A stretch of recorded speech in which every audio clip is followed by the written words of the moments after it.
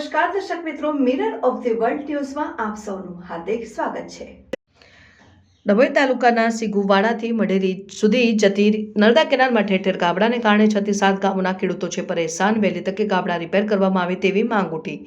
ડભોઈ તાલુકાના સિગુવાડા, કુવારપુરા, મલ્હારપુરા જે ગામમાંથી પસાર થઈ રહેતી નર્મદા નિગમની માઇનોર કેનાલમાં ઠેર ઠેર ગાબડા, પાણી લીકેજ અને સિગુવાડા ગામના ખેતરોમાં પાણી ભરાઈ જતા મોટા ભાગે ખેતીમાં નુકસાન થવા પામ્યું છે। નર્મદા નિગમના અધિકારીઓ અને કર્મચારીઓ નિષ્કાળજીને કારણે ખેડૂતોને હરહંમેશ નુકસાની વેઠવવાનો વારો આવે છે અને ચોમાસું ગયા પછી પણ રિપેરિંગ કામ માટે સરકારમાંથી ગ્રાન્ટ ફાળવવામાં આવે છે તો રિપેરિંગ કામ થતું ન હોય। કેનાલના ગાબડાને કારણે ખેતરોમાં પાણી પહોંચી જાય છે। હાલ ખેડૂતોના ખેતરોમાં કોટન જેટલા પાણી ઘૂસી જવાને કારણે પાકમાં મોટું નુકસાન થઈ શકે તે માટે ખેડૂતોમાં ચિંતાનું મોજું ફરી વળ્યું છે। ત્યારે વહેલી તકે કેનાલના જવાબદાર અધિકારીઓ રિપેરિંગ કરવામાં આવે તેવી ખેડૂત દ્વારા માંગ ઉઠવા પામી છે।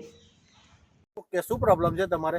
અમારે સેગુવાડા મઢેલી જે માઇનર કેનલ છે એમાં ઘણી જગ્યાએ ગાબડા પડી ગયા છે, તે ખાસ કરીને રિપેર કરવા માટે મહેરબાની કરશો એવી અમારી લગભગ 5 થી 6 ગામમાં આ પ્રોબ્લેમ છે। કયા ગામો છે? સેગુવાડા, મલ્હારપુરા, મઢેલી, કુંવરવાડા વગેરે। તો કેનલમાં શું થયું છે? કેનલમાં ઠેર ઠેર ગાબડા પડી ગયા છે અને જેની લીધે ઘણું નુકસાન થાય છે। પાણી છોડે છે તો વ્યવસ્થિત કોઈ પાકને લેવાતું નથી, જ્યાં ત્યાં વેડફાઈ જાય છે પાણી। તો એ જો ગાબડા રિપેર થઈ જાય તો અમારા ખેડૂતોને બહુ સહાય મળે।